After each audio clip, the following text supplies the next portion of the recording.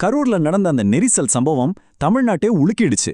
ஆனா அந்த துயரத்துக்கு அப்புறமா ஒரு முன்னணி நடிகரோட குரல் மட்டும் ரொம்பவே வித்தியாசமா ஒழிச்சுது. அது அஜித்குமார்.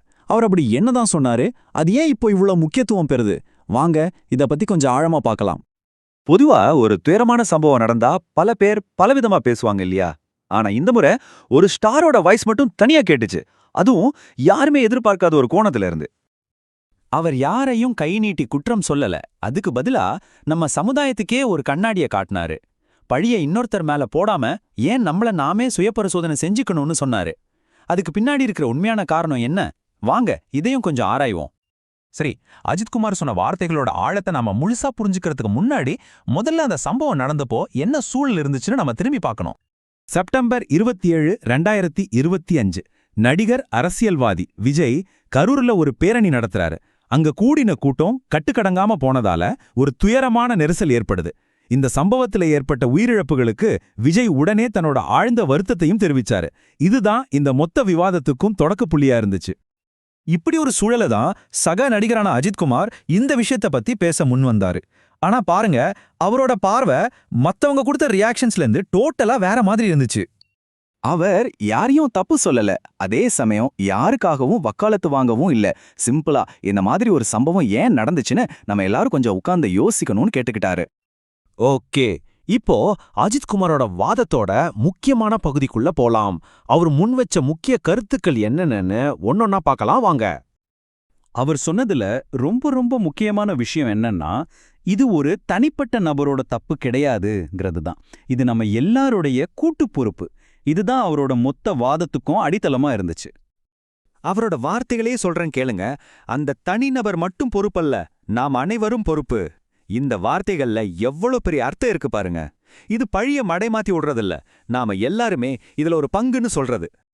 அப்புறம் கூட்டத்தின் மீதான மோகம், அதாவது கிரவுட் அப்செஷன் ஒரு முக்கியமான வார்த்தையை அவர் பயன்படுத்தினாரு. பெரிய கூட்டத்தை சேர்க்கறதே ஒரு பெரிய சாதனை மாதிரி கொண்டாடுறோமே, அந்த மனநிலையை அவர் கேள்வி கேட்டாரு.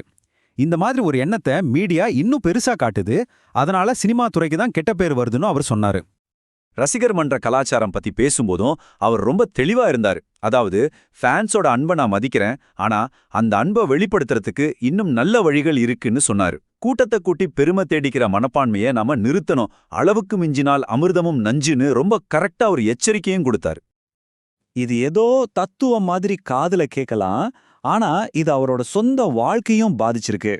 இந்த ஸ்டார் ஸ்டேட்டஸ்னால தன்னோட மகனை மத்த அப்பாக்கள் மாதிரி சுதந்திரமா ஸ்கூலுக்கு கூட்டிட்டு போக முடியலன்னு ஒரு உதாரணத்தையும் சொன்னாரு.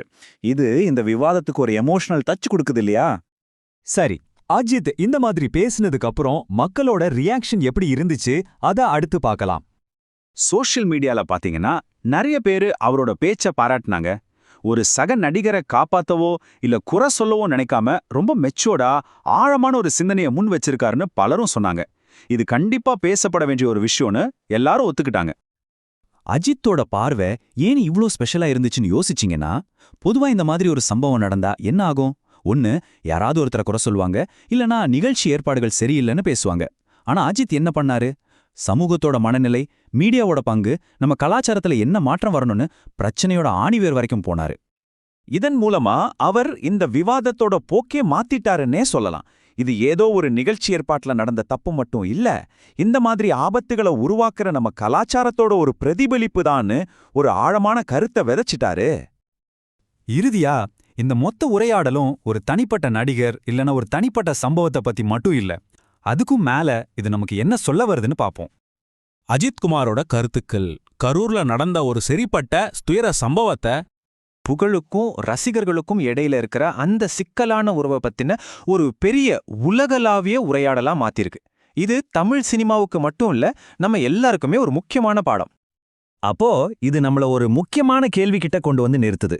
ஒரு நடிகர் மேல நாம வச்சிருக்கிற பாராட்டு எப்போ அதோட எல்லையை தாண்டி ஒரு ஆபத்தான மோகமா மாறுது? அந்த கோட்டை நாம எங்க வரையறுக்கணும்? யோசிச்சு பாருங்க.